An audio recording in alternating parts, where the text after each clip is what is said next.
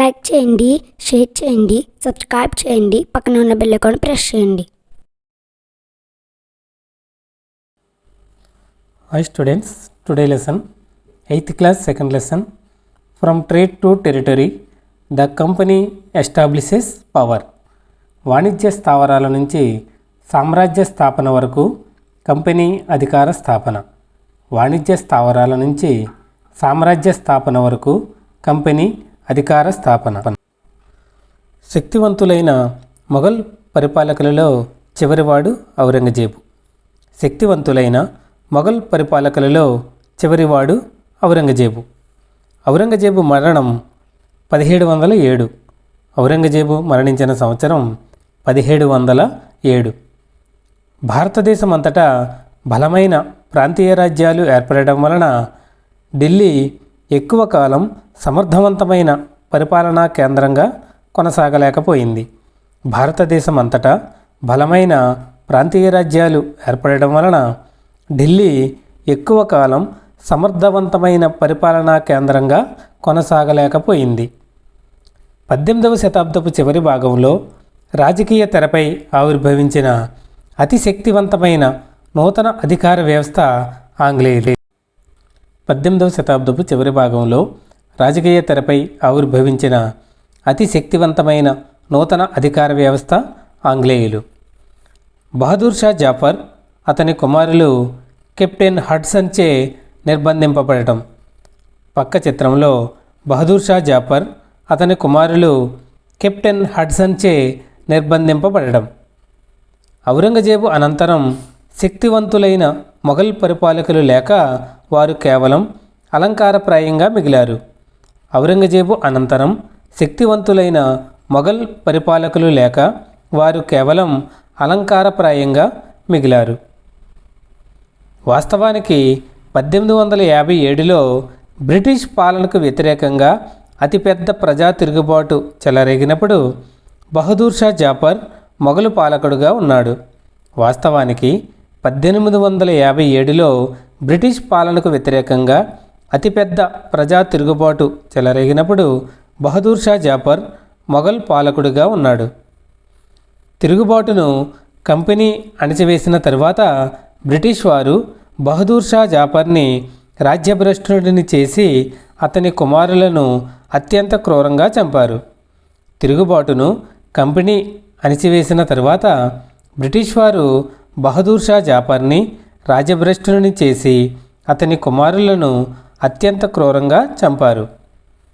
1600 సంవత్సరంలో తూర్పు దేశాలతో వర్తకం చేయడానికి పూర్తి హక్కును తనకు మంజూరు చేసినట్లు ఇంగ్లాండ్ రాణి క్వీన్ ఎలిజబెత్ నుండి ఈస్ట్ ఇండియా కంపెనీ ఒక చార్టర్ను పొందింది. 1600 సంవత్సరంలో తూర్పు దేశాలతో వర్తకం చేయడానికి పూర్తి హక్కును తనకు మంజూరు చేసినట్లు ఇంగ్లాండ్ రాణి క్వీన్ ఎలిజబెత్ నుండి ఈస్ట్ ఇండియా కంపెనీ ఒక చార్టర్ను పొందింది. ఇంగ్లాండ్లోని మరి ఏ ఇతర వ్యాపార సంస్థ కూడా ఈస్ట్ ఇండియా కంపెనీతో పోటీ పడకూడదు అని ఈ చార్టర్ అర్థం. ఇంగ్లాండ్లోని మరి ఏ ఇతర వ్యాపార సంస్థ కూడా ఈస్ట్ ఇండియా కంపెనీతో పోటీ పడకూడదు అని ఈ చార్టర్ అర్థం.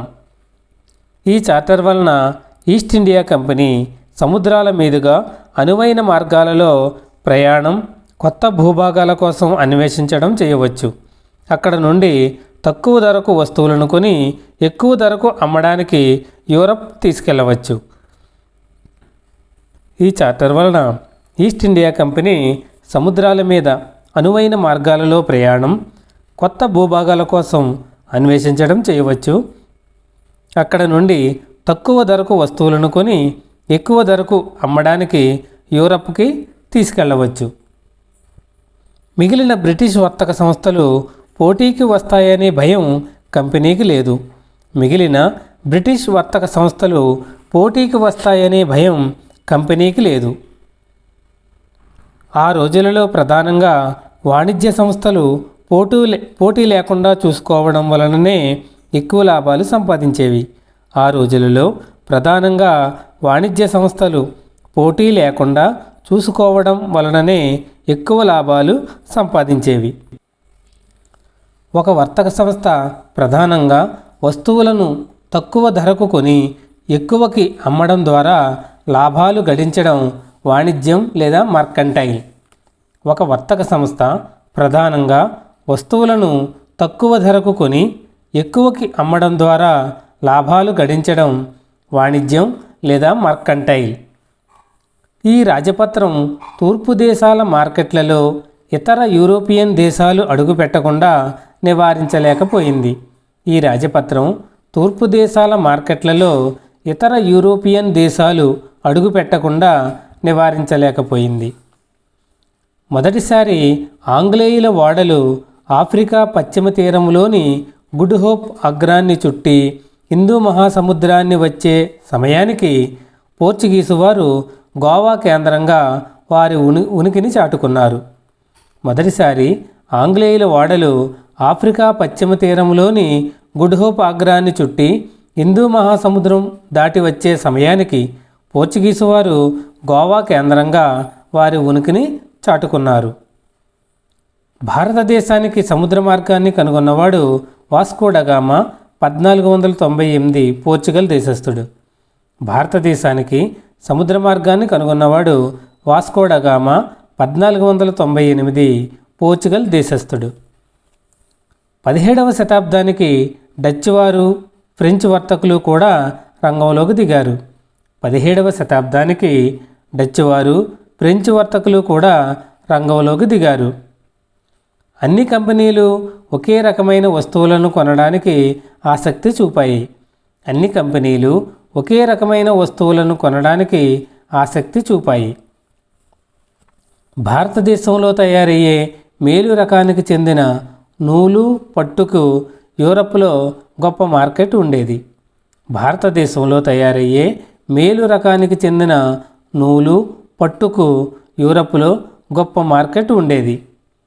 మిరియాలు, లవంగాలు, యాలకులు, దాల్చిన చెక్కలకు చాలా గిరాకీ ఉండేది. మిరియాలు, లవంగాలు, యాలకులు, దాల్చిన చెక్కకు చాలా గిరాకీ ఉండేది. యూరోపియన్ కంపెనీల మధ్య ఉన్న పోటీ వలన ఈ వస్తువుల ధరల పెరుగుదల అనివార్యమై ఎక్కువ ధరకు కొనవలసి వచ్చేది. యూరోపియన్ కంపెనీల మధ్య ఉన్న పోటీ వలన ఈ వస్తువుల ధరల పెరుగుదల అనివార్యమై ఎక్కువ ధరకు కొనవలసి వచ్చేది. వర్తక సంస్థలు అభివృద్ధి చెందాలంటే ప్రత్యర్థులను తప్పించడం ఒకటే ఇప్పుడున్న ఏకైక మార్గం. వర్తక సంస్థలు అభివృద్ధి చెందాలంటే ప్రత్యర్థులను తప్పించడం ఒకటే ఇప్పుడున్న ఏకైక మార్గం. మార్కెట్లను కైవసం చేసుకోవాలనే బలమైన కోరిక వర్తక సంస్థల మధ్య తీవ్రమైన యుద్ధాలకు దారితీసింది. మార్కెట్లను కైవసం చేసుకోవాలనే బలమైన కోరిక వర్తక సంస్థల మధ్య తీవ్రమైన యుద్ధాలకు దారితీసింది. 17, 18 శతాబ్దాలలో వీరు తరచుగా ఒకరి ఓడలను మరొకరు ముంచు వేసుకునేవారు, మార్గాలను దిగ్బంధం చేసుకునేవారు, వస్తువులతో నిండిన శత్రువుల ఓడలను అడ్డుకునేవారు. 17, 18 శతాబ్దాలలో వీరు తరచుగా ఒకరి ఓడలను మరొకరు ముంచి వేసుకునేవారు, మార్గాలను దిగ్బంధం చేసుకునేవారు, వస్తువులతో నిండిన శత్రువుల ఓడలను అడ్డుకునేవారు. ఆయుధాల సహాయంతో వర్తకం చేస్తూ వర్తక కేంద్రాలను కోటల నిర్మాణం ద్వారా రక్షించుకోసాగారు. ఆయుధాల సహాయంతో వర్తకం చేస్తూ వర్తక కేంద్రాలను కోటల నిర్మాణం ద్వారా రక్షించుకోసాగారు. నివాస ప్రాంతాలలో కోటలు కట్టుకోవడం లాభదాయకమైన వ్యాపారాన్ని నడపాలన్న ఈ ప్రయత్నం స్థానిక పాలకులతో తీవ్రమైన ఘర్షణలకు దారితీసింది. నివాస ప్రాంతాలలో కోటలు కట్టుకోవడం లాభదాయకమైన వ్యాపారాన్ని నడపాలన్న ఈ ప్రయత్నం స్థానిక పాలకులతో తీవ్రమైన ఘర్షణలకు దారితీసింది. ఫర్మాన్ ఒక రాజశాసనం లేదా రాజాజ్ఞ. ఫర్మాన్ అనగా ఒక రాజశాసనం లేదా రాజాజ్ఞ. లైక్ చేయండి, షేర్ చేయండి, సబ్స్క్రైబ్ చేయండి, పక్కన ఉన్న బెల్ ఐకాన్ ప్రెస్ చేయండి.